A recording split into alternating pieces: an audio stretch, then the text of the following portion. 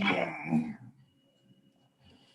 Hello, everybody. My name is Kathy Hall. I'm the Executive Director of the Statewide Independent Living Council. First of all, I'd like to welcome all of you back for the fourth day. This has been really exciting. We've had some good presenters over the week. I'm going to miss doing this. I'd like to acknowledge the groups that were involved in these activities, and that is Human Dignity, Independence Rising, Easter Seals, Nebraska, Madonna School and Community-Based Services,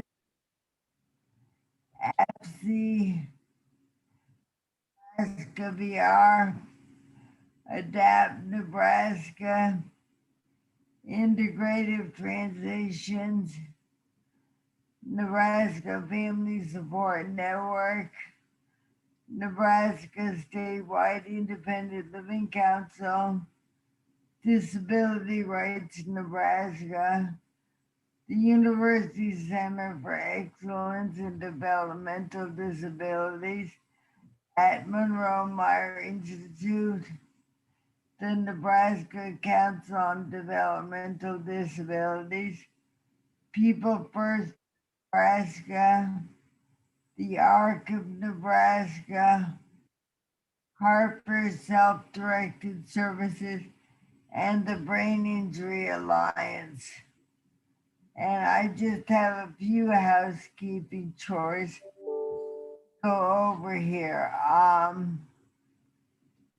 In our Dropbox, and Melanie will put a link to that into the chat session, there is a list of keystrokes for Zoom. They can be used by people who are visually impaired to help navigate Zoom easier.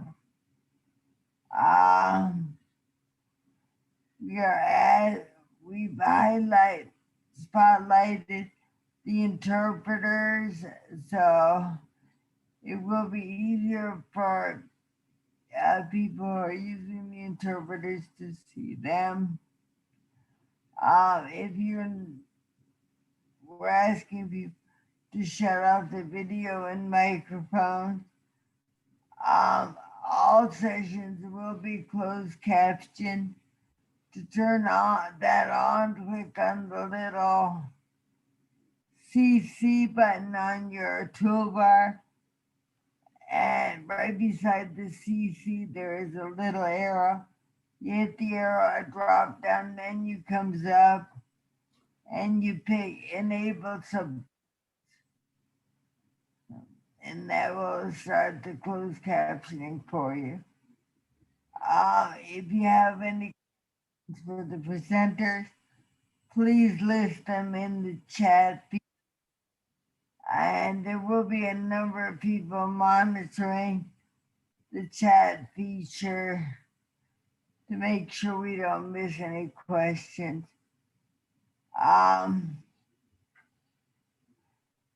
All these sessions will be recorded. If you don't want to be identified, you can rename yourself. This can be done by hovering over your little square until 3 dots show in the corner. Then you click on them and a drop-down menu will appear, and you select rename, and you just type in anonymous, whatever you want. You can give yourself a John Smith, I don't care, whatever you want. Today, the moderator for this session will be Ian Proman, and I will turn it over to Ian now. Thanks, Kathy. Good afternoon, everyone. For those of you who don't know me, I'm Ian Fremming. I'm the Director of Navigation Services for Madonna School and Community-Based Services. And I'm also the president of the Nebraska APSE Association, which is the Association of People Supporting Employment First. I'm really excited about this afternoon. We have two great presenters that have so much history and so much knowledge of employment supports in Nebraska. I think everybody's really going to enjoy it. First, I kind of wanted to start out today and just go over a few things regarding Employment First. So Employment First gets thrown around a lot, and I think that there are definitely some misconceptions about what that term means. So I'm going to go ahead and share a little PowerPoint on it.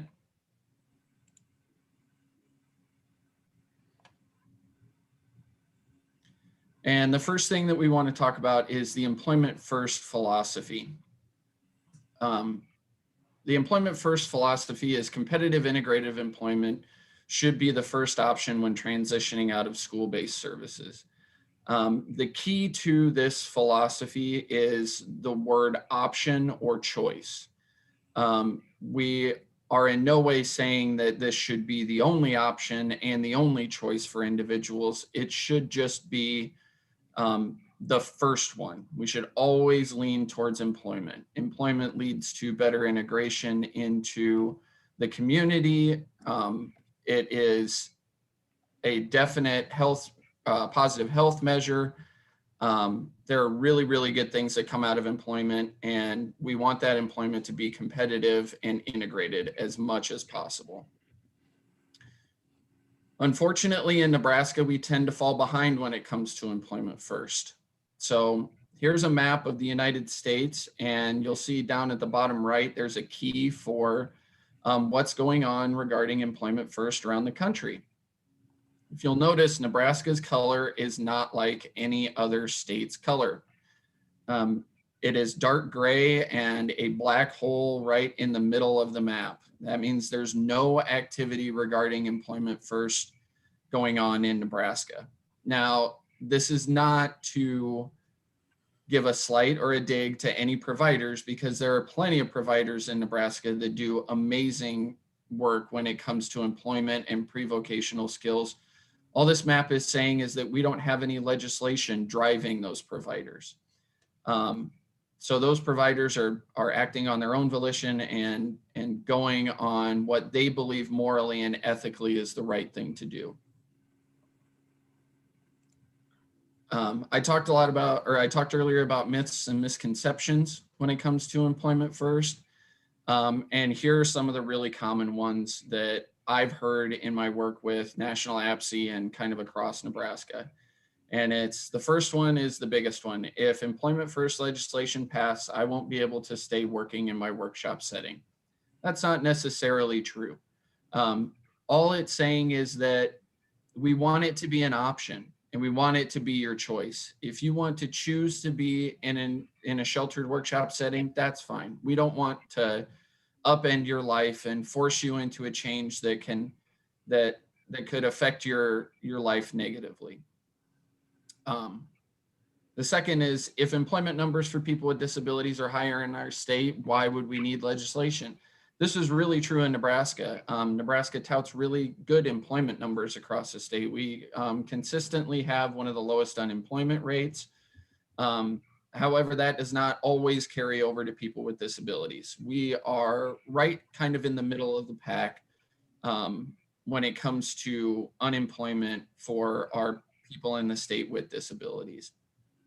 And the answer there is legislation will protect our future. It'll ensure that there's always a strong emphasis on integrated employment for people with disabilities. It's something that we were really strong in the late 70s and early 80s. We were considered a leading state when it comes to employment, and then our state just kind of plateaued. And we want to continue that push and push it past that plateau. And the third one is so important. If I increase my income to minimum wage, I will lose my benefits. That is not necessarily true and actually very rare in a lot of standpoints. There are professionals in this state who are trained to evaluate your benefits.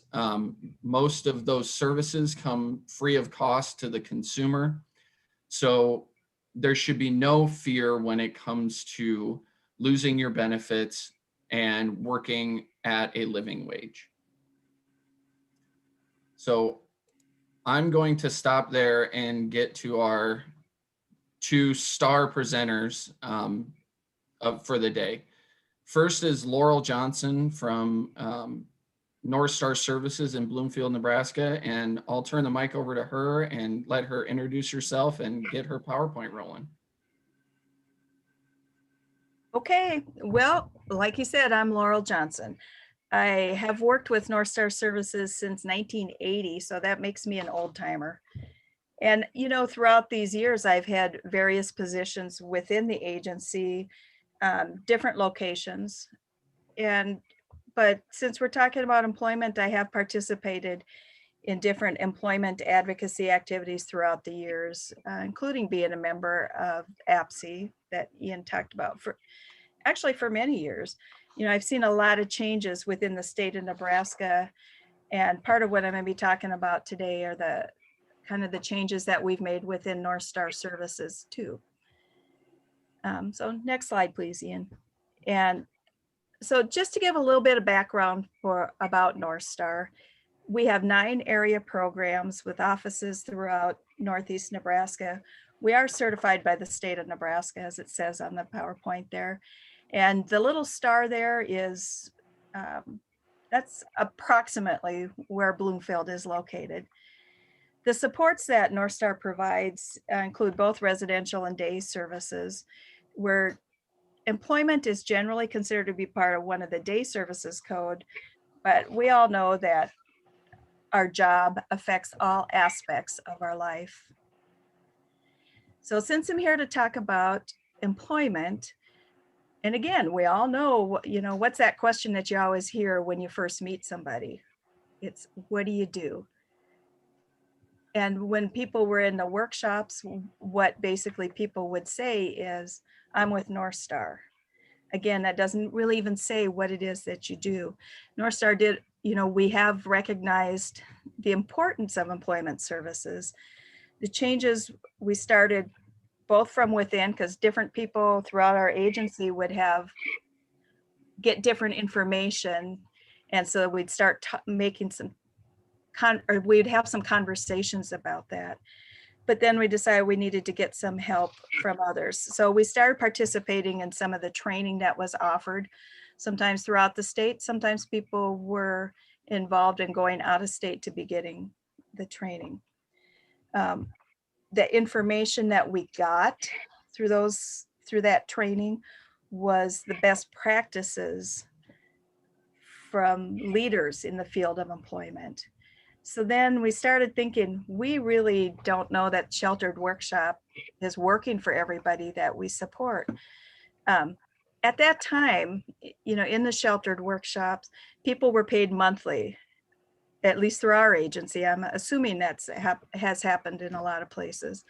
And it was mostly piecework rate, but there was some other work that was being done too, but it was packaging for businesses in our area. I kind of had a light bulb moment one time when I got an email from our central office saying that if this specific person's check for the month was less than $1, it wouldn't be paid until the following month. And I'm thinking, what are we doing to people, keeping them in this building from 8:30 to 4:30 every day, Monday through Friday, and the person isn't even getting paid $1 for the whole month. And then as the overall agency, it came time for North Star to complete the sub-minimum wage paperwork. And we made the decision as the whole region to end the sub-minimum wage certificate.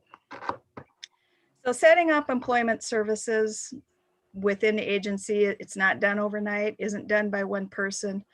We continue to change as we get updated information. We realized we needed help, and we applied for, and then we did receive various grants. Some of the grants that North Star, that put us on a different track, is, I think, if you want to go to the next one, Ian,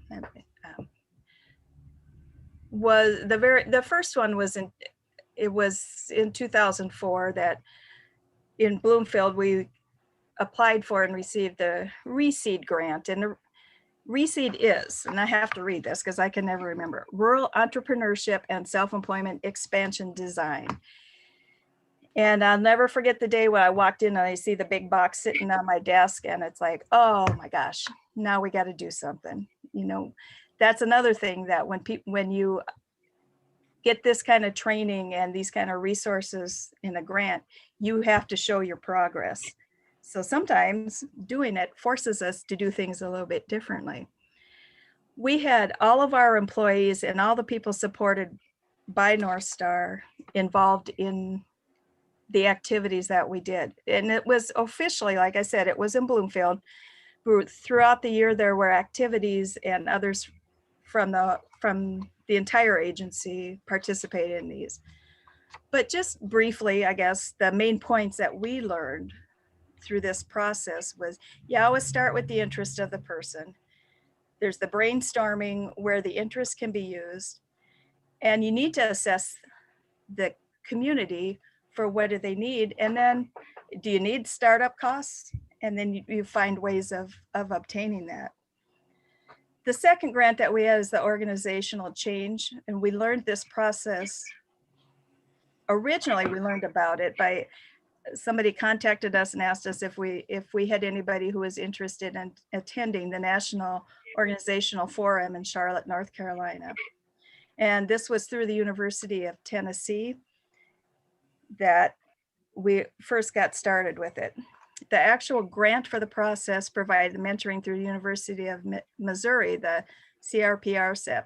And it was kind of around those, after the ReSeed grant was done, that was 2005, and we probably finished it up in 2008.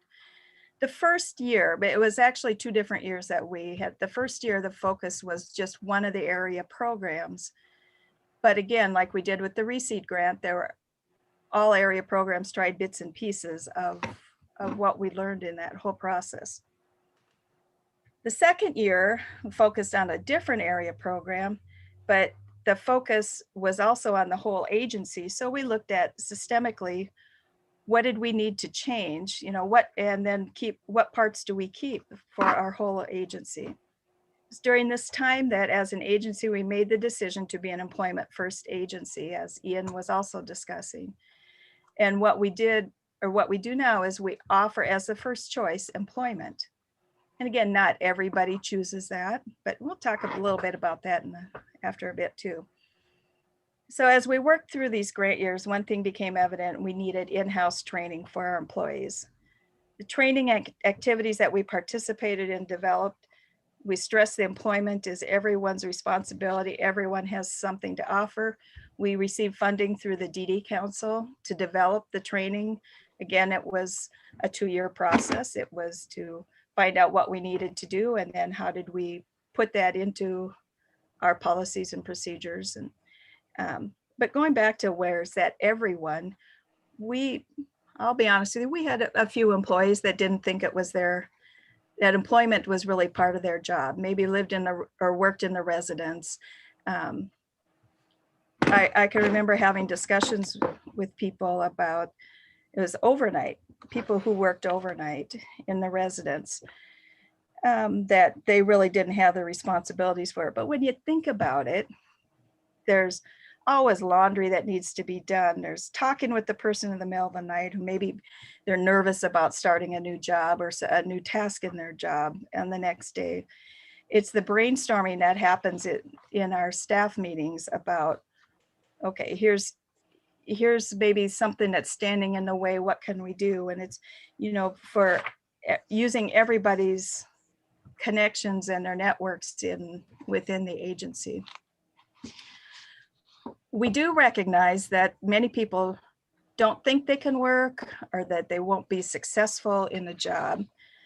Sometimes people need to have more opportunities to try things out. We have tried to encourage variety of different experiences with people.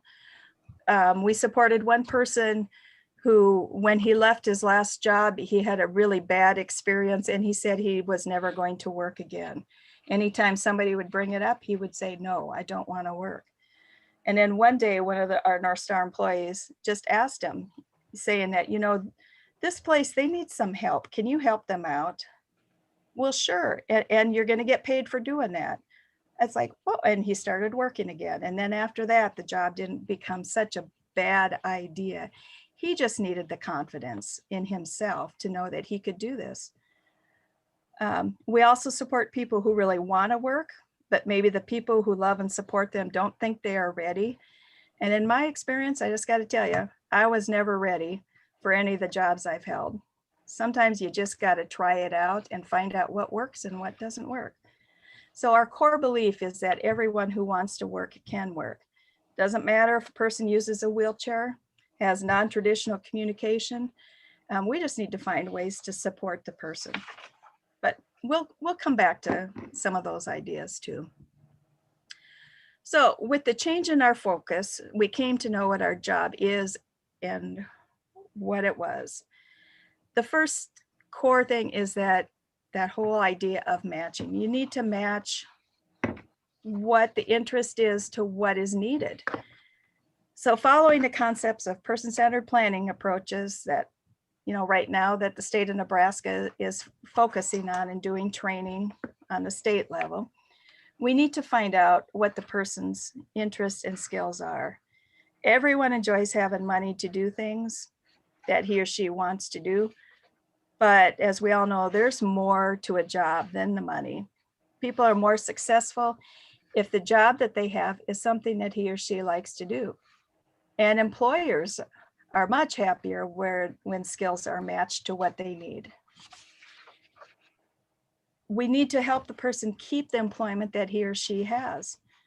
Variety of things we do to support the person and the employer in learning a job, developing adaptations, meeting and working with coworkers, you know, those kinds of things.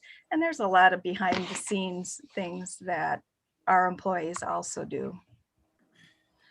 So North Star's training that was developed through the grant covered supported and customized employment along with self-employment. Now I know on Tuesday, I think it was, that there was information that was given regarding Voc Rehab's supports for self-employment. And I just want to give you just the one example of someone we supported in self-employment. Next slide, please. This goes back to the reseed grant that I talked about. So I guess kind of just, we currently support a couple of people who still have their same businesses that they started back in 2005 is what I'm saying. So 15, 16 years that they developed that and wrote out their business plan, that kind of thing. But as we were working with the self-employment, we kept telling ourselves, you know, we got to learn the process. We're all good about learning those processes. And we're going to work with those people who are easy to do employment with. And then once we learn that, then we'll start working with everybody else. But going back to what one of our core values is, that everyone who wants to work can work. So one day we asked ourselves, why are we waiting? Let's just jump in. And we gathered a team around someone that everybody said can't be employed. After using the person-centered planning, we had three main things that were evident with this person. First one is he loved loud noises. Second thing is he used the Big Mac switch. And the third thing is he loved people, especially those he didn't already know. I think there's a picture of, for those of you who maybe don't know what a Big Mac switch is, this is a picture of his setup when he would be grinding the coffee, because after a lot of work and trying out different things, it was settled on grinding coffee. So this is a picture of his coffee grinder and his Big Mac switch. He would hold the switch down and he would grind the coffee.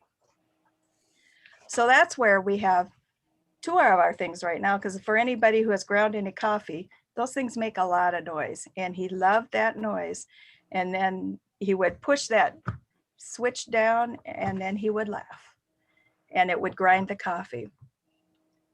So using the Big Mac switch and the coffee grinder, he filled orders for bulk coffee. He made gift baskets. He had individual servings which were like tea bags, and including like they would package them into those sleeves for gifts. His products were sold at local businesses, by word of mouth, over social media, at farmers markets and craft fairs. And this was the craft fairs were throughout the year, in the summer and during holidays. Or then he would also grind whenever an order came in. He and his team also organized holiday open houses, which he advertised locally. So remember I told you that number 3, that there were those 3 things that we knew about him. So it was the loud noises, the Big Mac, and then his love of people. But I'm going to add a 4th one. He loved to laugh. So when I mentioned that before, when he would hit the Big Mac switch and the loud noise, he would laugh. When he would see people that especially people he didn't know, he would start laughing. Well, we all know what happens when one person laughs. We all have to laugh right along with him. And he had such an infectious laugh. So when he saw these other people, he would laugh, he would show his enjoyment. And whether he was delivering or using the grinder, and then everyone around him smiled and laughed also. I am sorry to say that this gentleman passed away, but at his funeral, the pastor stated that he was recognized in his community as a businessman.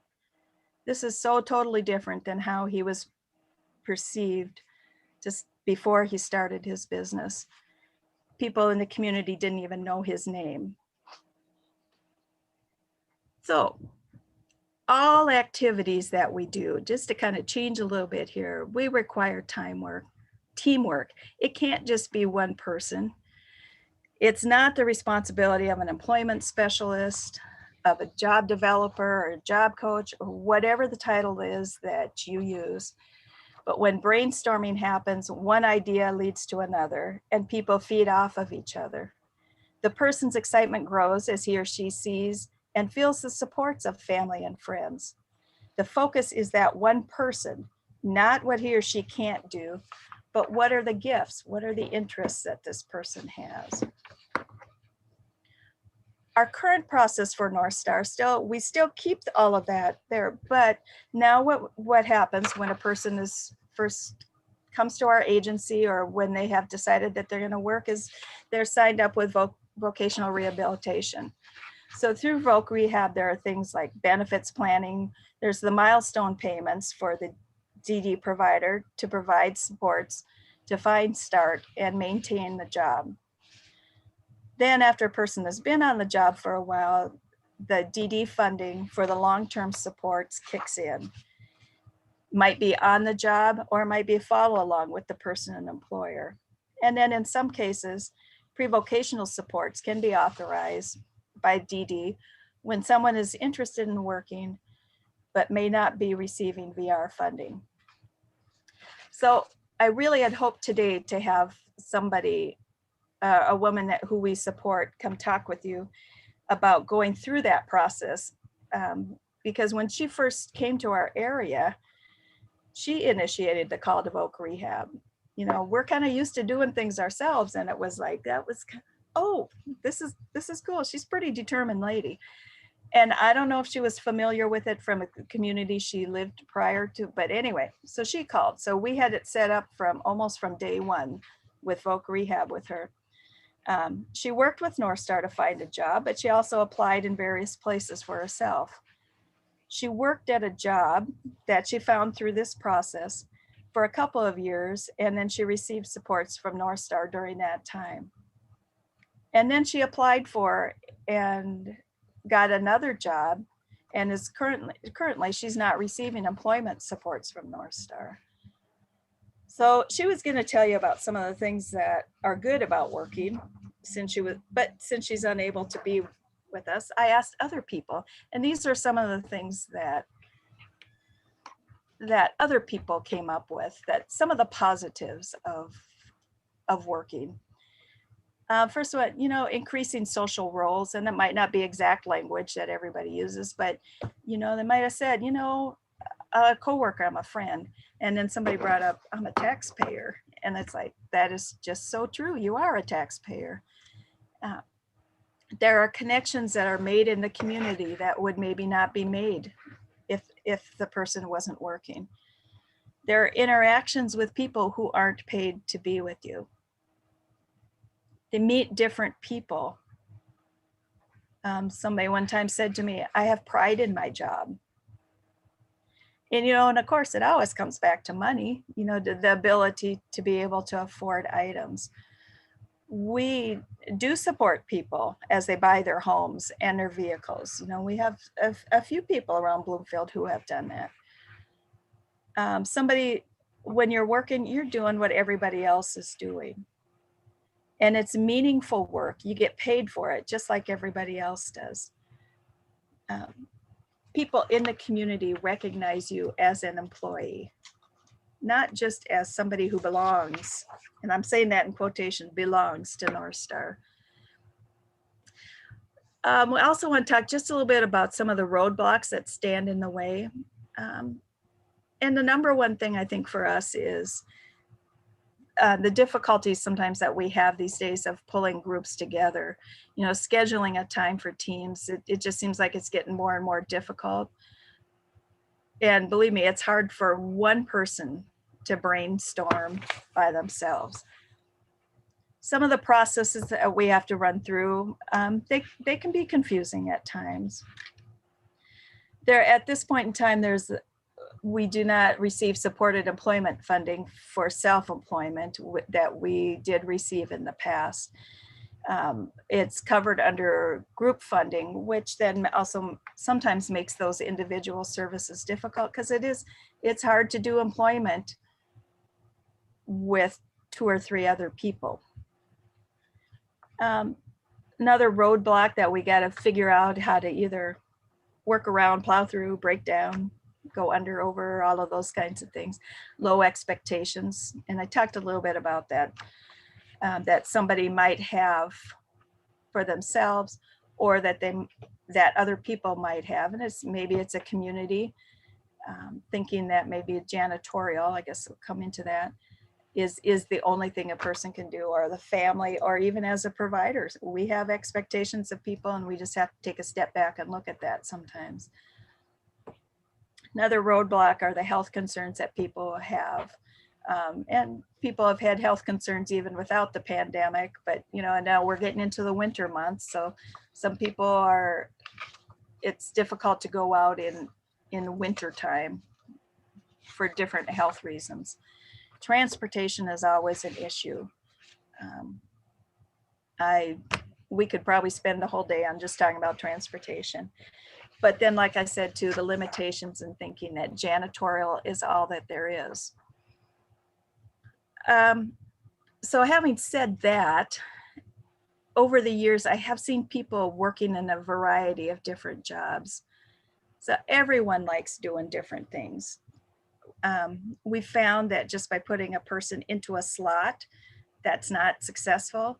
You know, somebody calls and says, well, I have this job open. And it's like, you know, we've had to say, we do not have anybody that's interested in doing that at this time, but we'll keep it. We'll keep you on file here. So these are just some of the things that people throughout the years have worked different job types, I guess. And I guess that's kind of how we want to leave you with, I guess, just looking at the kinds of things that are out there. And we know that they're out there, and some people everybody has different abilities, different interests. And that's the main thing that I wanted to get, the point that I wanted to get across, I guess, today. So I think that's probably about it. So thank you for your time. And if there's any questions, I guess we'll talk about them now. So, okay.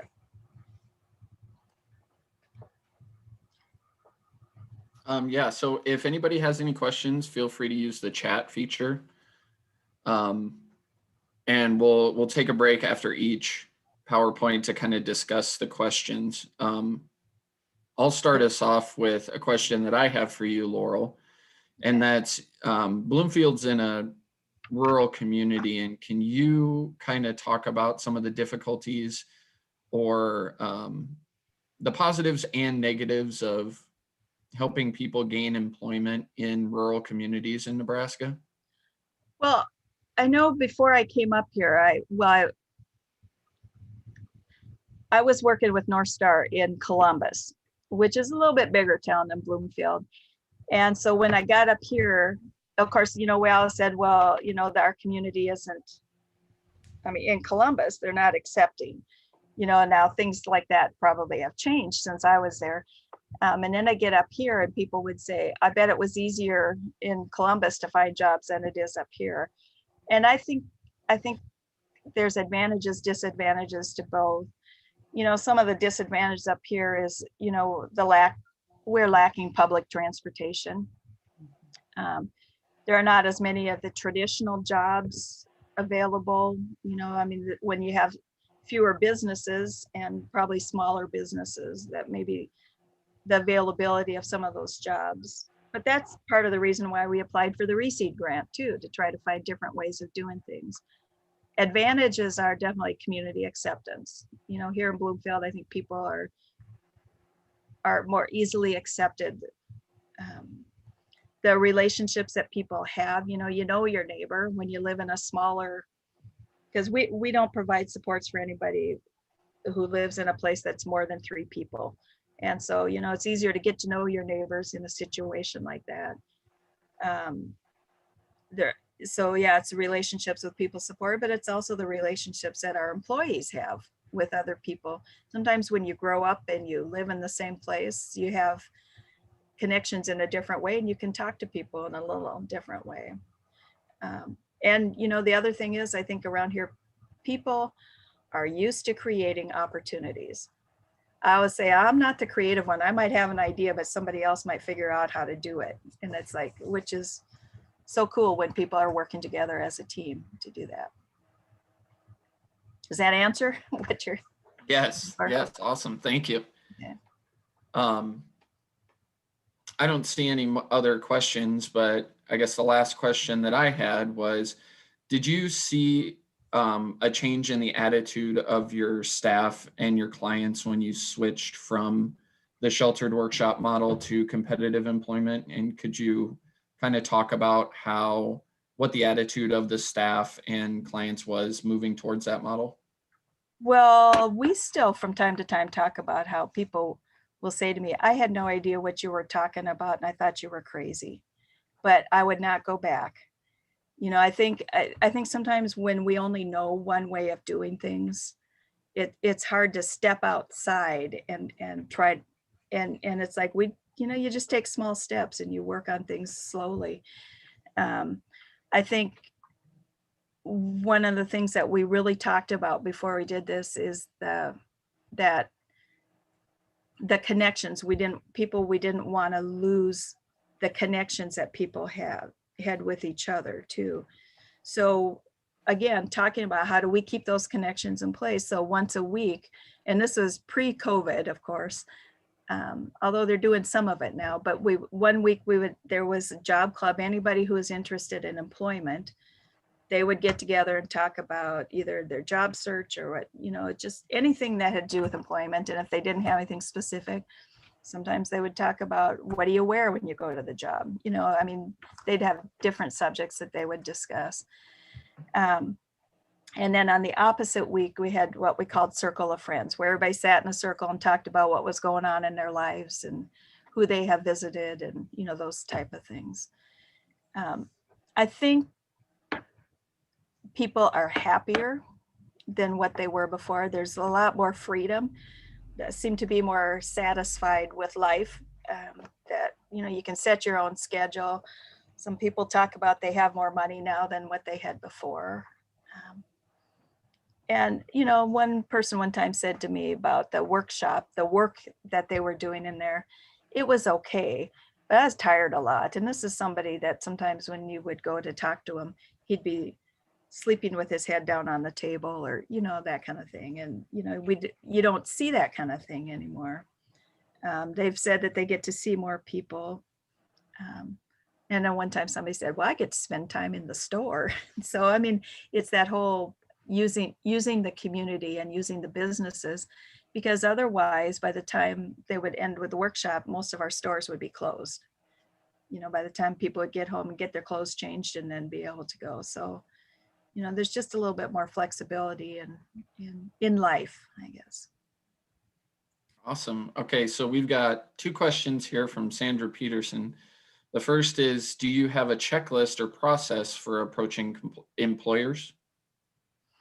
There is a whole, I don't know that it's necessarily a checklist, but we do have processes in place. Like when the position that we have for a person is called employment specialist. And when she talks with a business, she does what we call the business biography, and then does updates to it if there's a change in the business.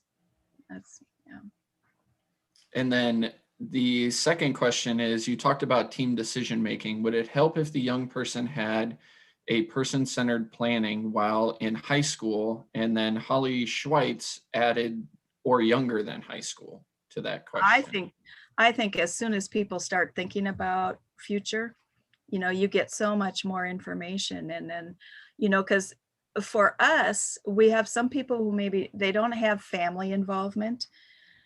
And so it was, when we started doing the person-centered planning, it was information that staff who had maybe worked with the person for years, and hopefully information that the person also was able to get. But, when you work with people who maybe have non-traditional communication, sometimes it's hard for them to get that information out. So it comes from the staff who know them best. But there's such a difference when there's family involvement, or like in this case, or school involvement. People look at things differently. It's like, well, why can't we do that? Oh, we just hadn't thought about that. So, and the more information you have growing up and the experiences that are there that can be used in later in life is just so helpful. That's a great idea. Awesome. Well, thank you, Laurel, and thank you for sharing your journey and North Star's journey to kind of upend your guys' services and change the approach you guys had to employment services. And I just have to say, we are not done changing. We got huge places to go. So just don't think we're perfect, because we are not. So, if you're the smartest person in the room, you're in the wrong room, right? yeah, but right now I'm the only one in the room, so I'm doing pretty good. So, yeah. Okay, next up is Becky Kaler, and Becky is the Vice President of Mission Services for the Goodwill of Greater Nebraska. Did I get that right, Becky? Mm-hmm. Yes, thank you. Awesome. And she's going to be sharing her PowerPoint on the dignity of work, which is about a study that Dr. Lisa Mills put together. So the floor is yours, Becky. Sure, I'm Becky Kaler. I do lead the services division at Goodwill Industries of Greater Nebraska. Our corporate location is in Grand Island, and we provide services at a number of locations, essentially from Columbus, Nebraska, out to the Wyoming border. In our Goodwill, in our services division, we have 3 primary service departments. We have our behavioral health services, we have our developmental disability services, and we have our employment and career services department. And in employment and career services, we provide employment supports for folks, Nebraskans, our citizens with lots of different sorts of impact of disability. We provide employment supports for folks with mental illness, substance use disorder, autism spectrum disorder, brain injury, transition age services, services for folks with developmental and intellectual disabilities, services for folks who are involved in the criminal justice system, and we also provide comprehensive benefits planning services. So we have a big interest in how the systems within our state support employment outcomes for our citizens. So I'm sorry, my presentation says October 27th, and that's not today. I guess I finished it a couple of days ago, so forgive me. Ian, if you go to the first slide. So I'm going to talk about a system of employment supports. Laurel's talked so much to us about the important impact for the people that we support and that come to us for assistance. My focus is on the systems that support providers and funders and others in making sure that that desired outcome is achieved. So I'm going to talk to you for a while this afternoon on changes made by states to further employment options and outcomes for our citizens with IDD. I'm really excited to present information to you from Dr. Lisa Mills. I met Dr. Mills about 2 years ago. She was actually referred to me by another subject matter expert who works in the area of behavioral health and substance use disorder. And I said, you know, I really am trying to understand what's going on in other states around employment supports for our citizens with IDD. And that individual said, oh, you've got to talk to Dr. Mills in Wisconsin. So I reached out to her, and she's been just a blessing to me since that point in time. Dr. Mills has a wide variety of subject matter expertise. She is well versed in the whole movement of Employment First. She has subject matter expertise in value and outcome-based purchasing in state systems, which we'll talk about a lot today. A lot of expertise in evidence-based models for advancing employment. Some of you may be aware of, customized employment approaches or IPS approaches, which has a huge research base. And she's also quite an expert in understanding Medicaid home and community-based services, or HCBS. So we were blessed to have Dr. Mills come to Nebraska first. In July of 2019, she presented a presentation on employment innovation to the Nebraska Association of Service Providers and a number of other Nebraska stakeholders. Some of the information that I'll share with you today came from that presentation. And I want to again thank Nebraska's Council on Developmental Disabilities and Kristen Larson for supporting that first visit that Dr. Mills made to our state. Ian, if you would go on. Today, I'm really going to be spending the majority of the time talking to you about a brand new publication that Dr. Mills has completed titled Value-Based Payment Methodologies to Advance Employment First. And it's a mix of inspiring examples from across our country. This work was completed in 2020. It was funded by the U.S. Department of Labor, Office of Disability Employment Policy, or ODEP is the acronym that you'll often hear. And this is work that Dr. Mills created to assist state agencies and other funders that serve people with disabilities and that purchase services that support employment participation. So this whole 96-page summary of her research over the last 15 to 20 years is really sharing what other states are doing to make employment a reality for more and more people in their state. So this document, Value-Based Payment Methodologies to Advance Employment First, is based on a key fundamental principle, and that is to ensure that everyone with a disability is given the chance. Ian said earlier, we're not forcing anybody into a choice of employment. It's making sure that people have a chance to succeed in employment. Initially, to have the supports the opportunities, and most importantly, the encouragement to try. So often, I've been working in our system ever since I was a sophomore in college, and that's a long lifetime. And the one thing that I'm the most excited about now is that states are recognizing and understanding that people need the encouragement. They need education. They need information, not just the question, do you want to work? So we'll base our work today and our discussion today on that fundamental principle. So we need to commit to change, right? It takes all of us. If we don't believe that people with disabilities can succeed in employment, who will? Those of us who work in the system, I'm going to be talking about systems, must have that commitment. It has to be us in partnership with the people we serve that forge the path to success.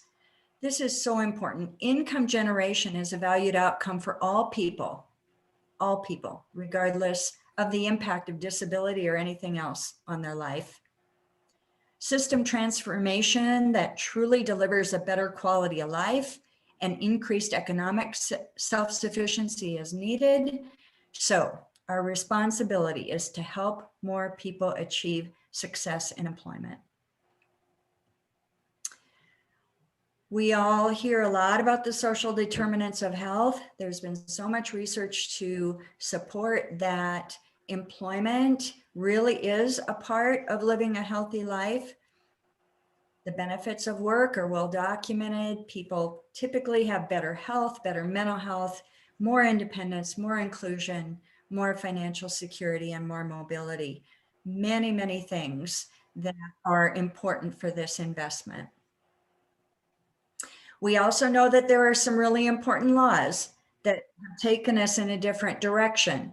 The Workforce Innovation and Opportunity Act requires, for the first time, cooperative agreements between vocational rehabilitation agencies and developmental disability agencies within all of our states. They need to work together to collaborate to increase employment outcomes. Also, our Medicaid home and community-based settings rule requires that people who are funded under these waivers must have the opportunity to seek employment and work in integrated settings. So with all of these changes and all of this research, state agencies really have begun to look closely at their funding structures to see how they may be impacting their efforts to increase employment opportunities for citizens.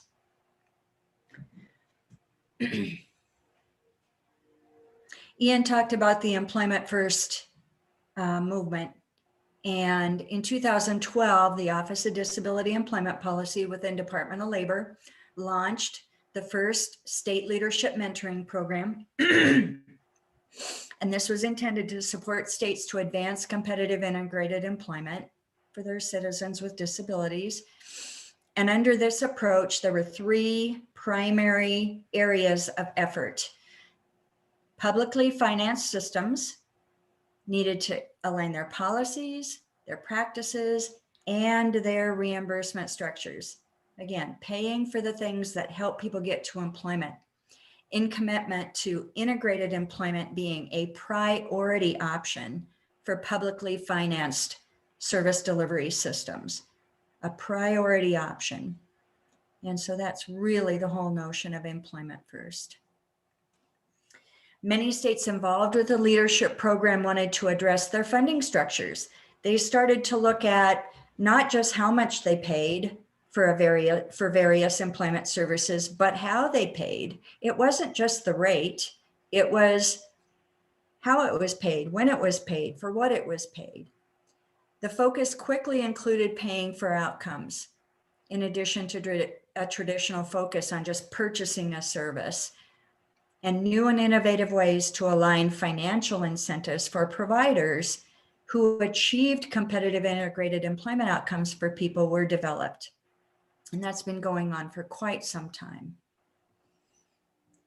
Another core value, think about this one. Full inclusion will come when we no longer need the word inclusion, since there will be no opposite state of exclusion. Competitive integrated employment actively counters exclusion. and changes the perceptions of everyone, paving the way to exclusion becoming a thing of the past. All of the examples that Laurel gave were phenomenal examples of folks just being folks in the community, taking their place next to any other citizen to be included. So to advance employment first, we need to not be shy about the expectation that people with disabilities, all people, have something of value to contribute to the broader society. I always tell our staff, what did God put you on the earth to do? And every one of us has that same sort of core strength and core contribution. It is appropriate to expect people with disabilities to have the opportunity to contribute through employment, just like the overwhelming majority of working age people in our country who don't live with some sort of impact of a label. Therefore, funding models must align with the expectation that citizens with disabilities will contribute through employment. Dollars allocated must be recognized as dollars invested, not just dollars spent. It is an investment in a better world. Funding models must realize the investment we want and need to make, and the things that Dr. Mills has documented in her paper on value-based payment methodologies is that there's information about funding for employment services, policies for employment services, and a lot of information about developing the commitment and the capacity and the competency for employment services providers and employers. I want to stop on that one just a little bit. We talk a lot about funding. We talk a lot about policy, but the commitment, capacity, and competency for employment services from providers and employers. Some of these models that Dr. Mills highlights in her work over the last 15, 20 years really discuss how states have invested in helping providers understand the benefits of shifting their business model in this direction. How states have reimbursed or reinforced providers for building capacity, for training their staff, for making sure that they're using best practice and results-oriented practice, and for increasing the competency of their staff. So it's a very different approach. States and funding agencies have gotten really involved in helping develop the whole system, including the provider community. An important assumption that I'll ask you all to make, and that Dr. Mills asked us to make, is that commitment, capacity, and competency for our citizens who live with disability labels already exists. We don't have to build that, it's there. What we have to do is build a service delivery system that offers access to effective services, effective supports, and that offers encouragement to contribute. And as I look at systems and how they've changed over my career, the one that excites me the most is the one that focuses on education and encouragement, to give it a try, to see how employment can affect your life.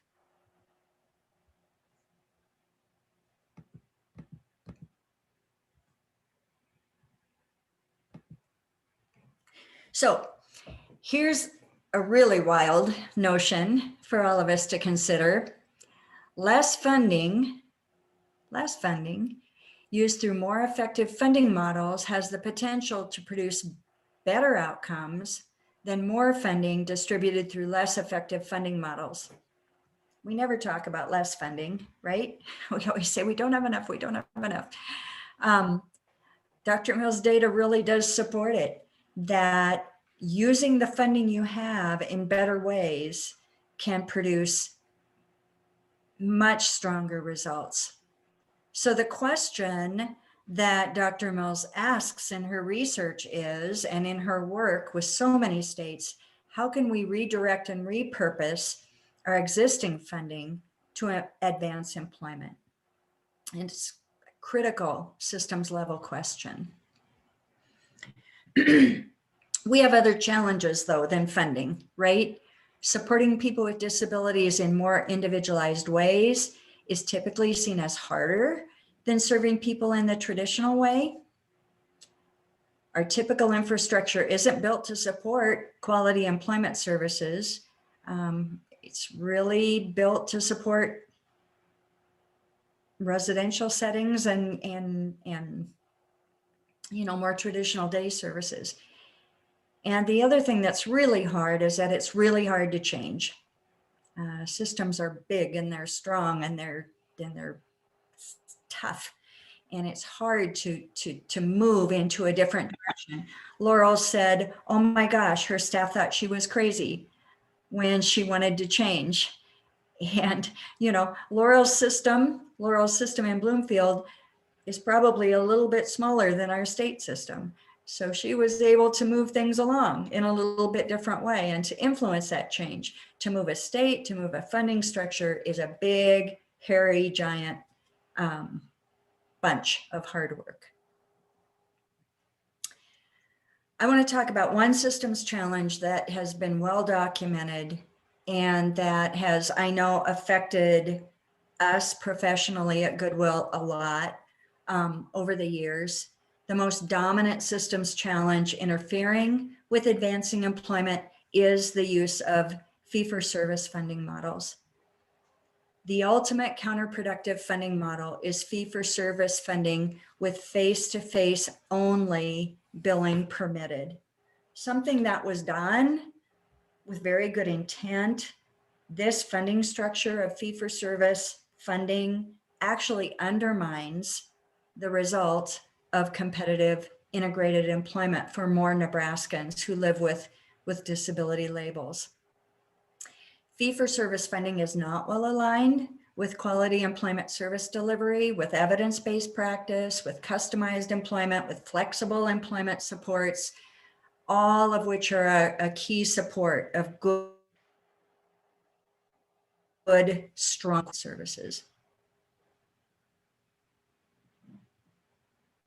So a couple of things, reasons why fee-for-services funding in Dr. Mill's research and also in many of our experiences is not helpful.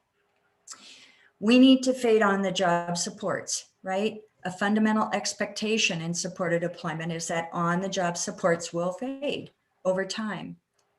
If providers are reimbursed for the hours of services delivered, they have no financial incentive to develop jobs where fading is possible.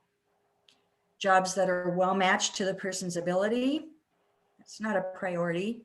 In workplaces where natural support potential exists is not a priority. There's no incentive to implement effective strategies to fade once a person is on the job. Think about it. If you're going to be able to pay your staff's wages at the end of the pay period, you have to earn a certain amount of money. And if that certain amount of money requires you to be there in an environment in order to face-to-face, in order to be paid, it pushes providers out of the sake of just wanting to pay their staff, to provide services that may not be needed. So fading of on-the-job supports is not encouraged, is not incentivized in a fee-for-service funding model. Supported employment providers who do poor job matching, who don't implement strategies to fade, experience no reduction in compensation. And again, that's kind of indicating the person has a poor motivation. Sometimes it's just simply making sure you have enough revenue to pay your staff. Another area of concern, reimbursing only for face-to-face service delivery. Critical early stages of job development are typically not done with the job seeker present. Someone asked Laurel about how to approach employers. In best practice, in supported employment best practice, we know that employer engagement, informational interviewing with employers, Building that employer network is a critical piece of quality job development and good job matching. If you can only be paid when you're in the job seeker's presence, there is no reimbursement then for potentially for these early stages of job development. When a supported employee is settled on the job, the most effective supports are often the least intrusive. We always tell our employment specialists, you know, the better job you do at discovering the person's talents, the better job you do at building relationships with employers, a wide variety of employers, the better job you do at matching, the better job you do at building the relationship between the employer and the supported employee, the less you should even have to be in that environment. And that doesn't mean that the person doesn't need support. Sure, the person needs support. They just don't need face-to-face only support in the job environment. Reimbursement for face-to-face support encourages unnecessary and potentially intrusive methods, and it discourages the use of more discreet and cost-effective methods. And, you know, we're in a world of technology. Providers who use innovative things like cell phones and tablets and Skype aren't rewarded for adopting these approaches in a face-to-face fee-for-service only arrangement. Another area of concern in a fee-for-service arrangement is that it doesn't encourage us or motivate us to increase job quality. Fee-for-service approaches don't provide incentives to increase the hours that supported employees work, particularly if this can be done without the need for additional on-the-job supports. And we all know that low-hour jobs are a chronic problem in our nation. Incentives are needed to reverse that trend. People can earn, people can work, people can be a part of their communities, and there are systems available to help us make that happen. Increasing the hours that people work isn't rewarded in a fee-for-service approach that pays for hours of service delivered by the provider. And then preventing job loss. Oh my gosh, that's such an important key to quality supported employment. A fee-for-service approach doesn't include strong incentives for providers to prevent job loss. It's often difficult for providers to get timely authorizations to temporarily increase job coaching hours to prevent job loss. And so, you know, you just need to either provide the supports without reimbursement or wait and risk the person losing their job. And I want to really emphasize on that notion of being able to have a system that allows employment support providers to be flexible and to move in and out of the person's life in whatever way is needed for that individual in a very person-centered way. We need to prevent job losses, because the more people stay in a job and learn in a job and become a part of a job family, the more they can increase their hours, the more they can become independent, the more they can become included in that environment, in that work family.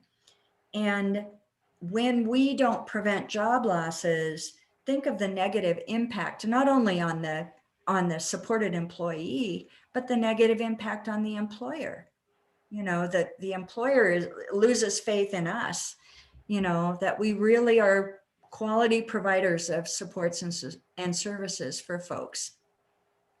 So preventing job loss is a very, very important feature that we should be striving for in our system. Ultimately, and there are lots of data to support this, a fee-for-service funding approach is likely to result in the most capable organizations, which require the least hours to deliver services due to their capabilities, to end up with the least billable hours and the lowest reimbursement for their results, for quality employment services results. More capable organizations, more capable supported employment providers receive less funding as the result of being more capable. So Dr. Mills has worked with a lot of states, and in her In her review, she shares information from all of these: Iowa, Michigan, Tennessee, Wisconsin, Alabama, North Carolina, Arkansas, Oregon, Delaware, Georgia, Oklahoma.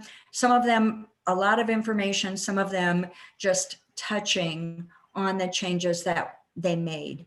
But these are systems that have been working with different ways of increasing employment supports and the effectiveness of employment supports for many, many years. So there's lots of work there for us to review and understand. Very broadly, these are some of the alternative models that have been developed, some of them, not all of them. A lot of emphasis on essential preliminary service prior to actual job seeking. In some states, that responsibility is taken on by the DD provider. There are examples of employment exploration services that really help build genuine informed choice. In those services, it's not just the job seeker that it's involved, their family members and their guardians are also included in the service and in the information. And again, the purpose of that service is to help the individual and their loved ones develop genuine, educated, informed choice about whether competitive work in the community is right or wrong for them. Milestone payments for successful progress through an employment outcome.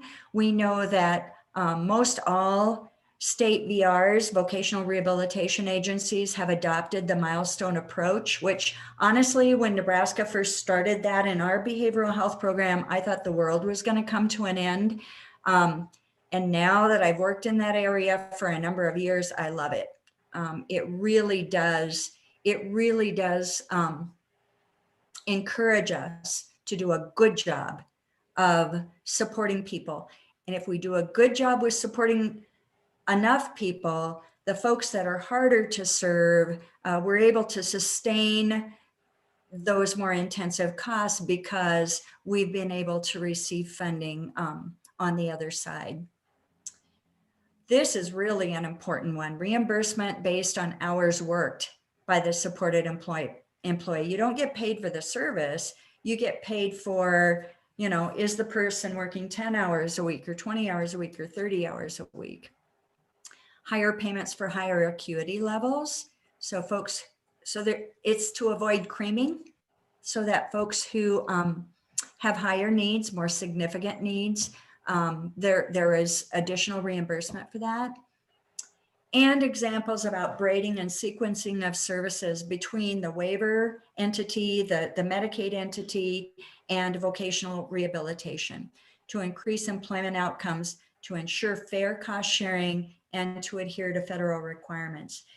In some of these states, the waiver agency, the Medicaid agency, picks up the front part, and then VR picks up the middle part, and then the waiver agency finishes up, but there's a lot of flexibility. In some situations, people never wait. If one entity can't handle it, then they'll go into the other one. Just a lot of really creative and innovative approaches in those partnerships. So lessons learned. Dr. Mills, she goes into many, many pages of the details of what other states have done and how they got there and the mistakes they made and the things that worked well.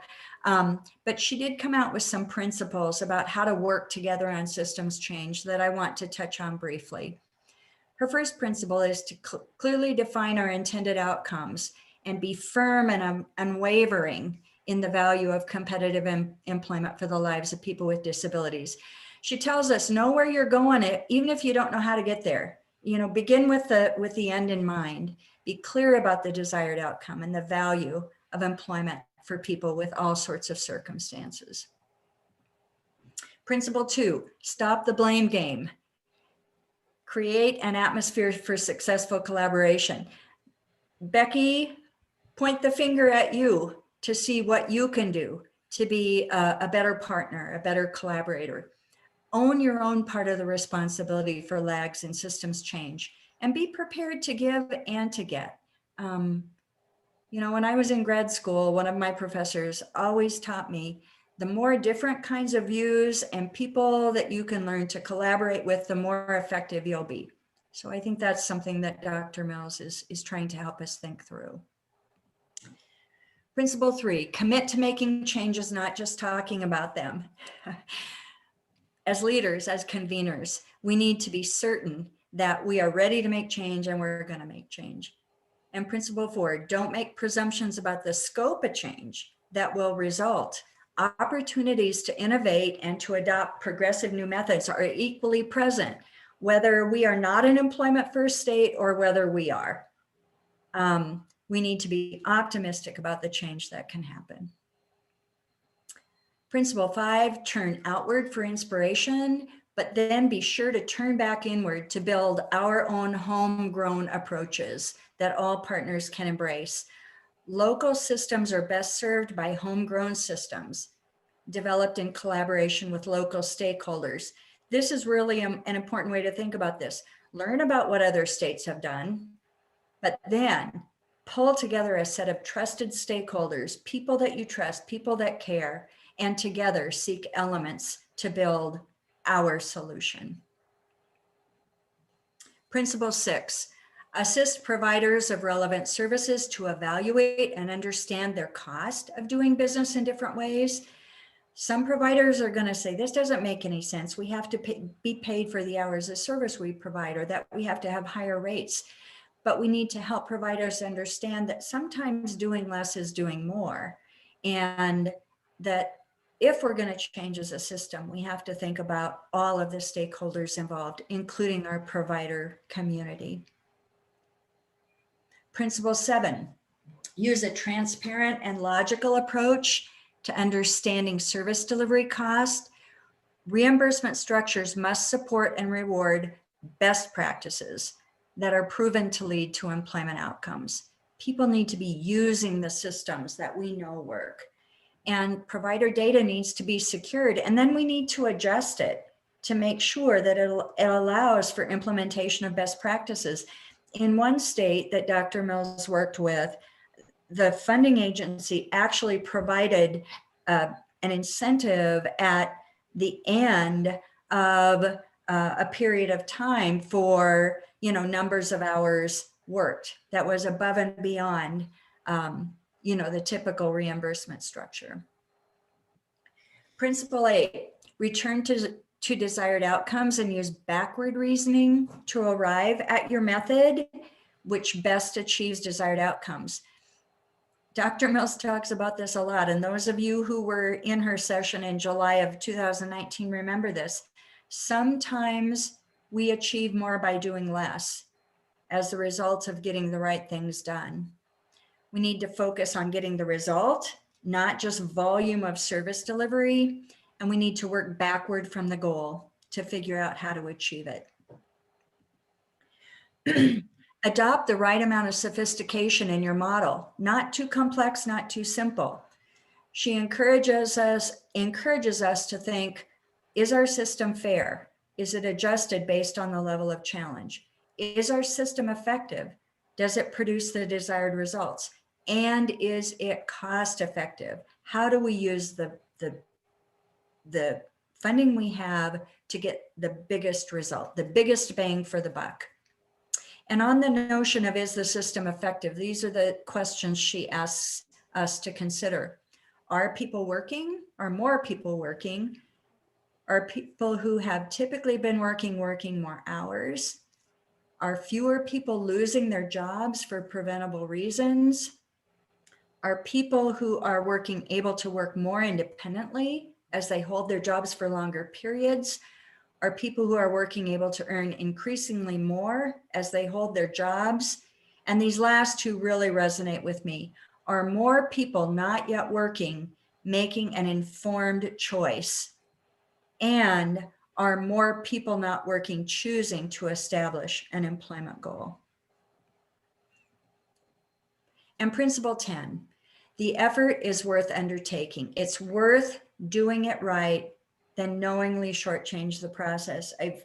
In all the time I've worked with Dr. Mills, she always says, you need to take the time, you need to take the time, have the staying power to work through the challenges.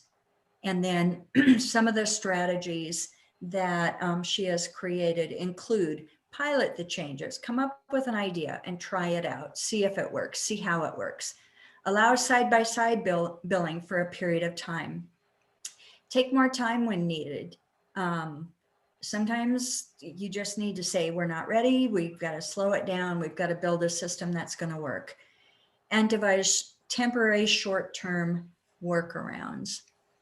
So there's a piece of data that I thought all of us might be interested in.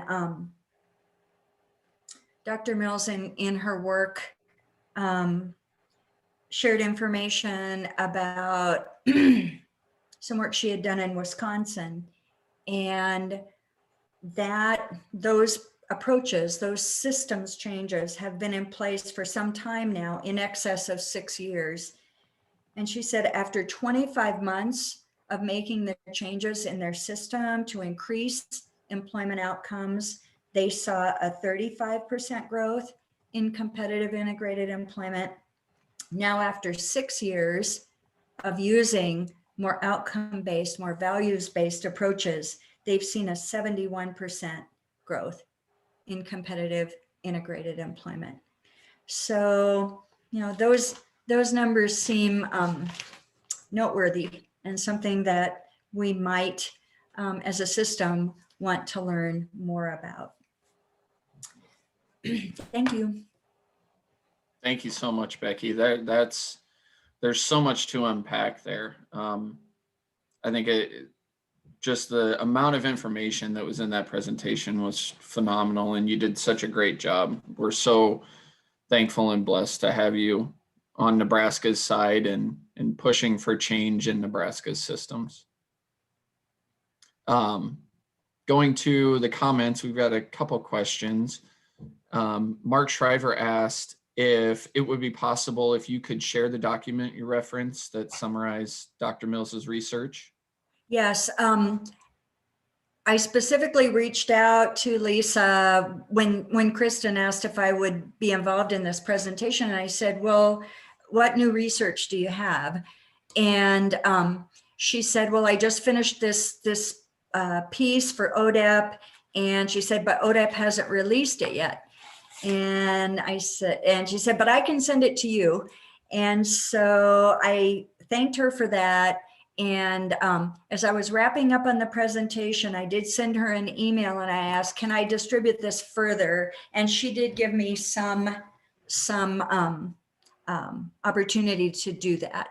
So I'll probably work with Kristen and see, you know, what we think would be the most appropriate approach. I did not ask Dr. Mills how soon Department of Labor is going to, you know, release it in a public way. Awesome. Carol McMorris asked to get an example of working backwards from a goal. Have you experienced anything like that in Nebraska in the past? Have we had that approach to systems changes, or can you think of anything?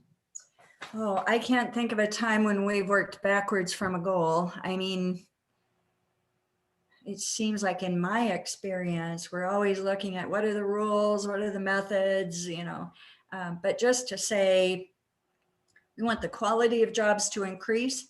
What's it going to take to get there? We want we want people having the education they need, the true factual education they need to make an informed choice. No, I can't remember a time when we've done that. I would love to. Can I throw something in here? When we did our whole organizational change process, we had a regional guidance team, and then each area program had their own guidance team.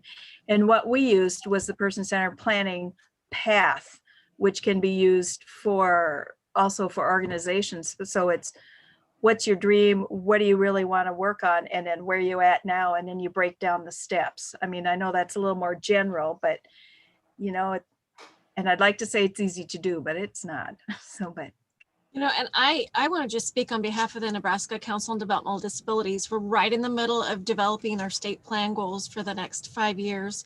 Employment is definitely popping, and just what you shared, we know what the goal is. We want more people competitively employed, and you just gave some strategies of how that can happen. So the timing of this was just perfect, and we will be definitely taking a lot of what you shared. And please thank Dr. Lisa Mills for her insight and her willingness to share that information. So thank you guys.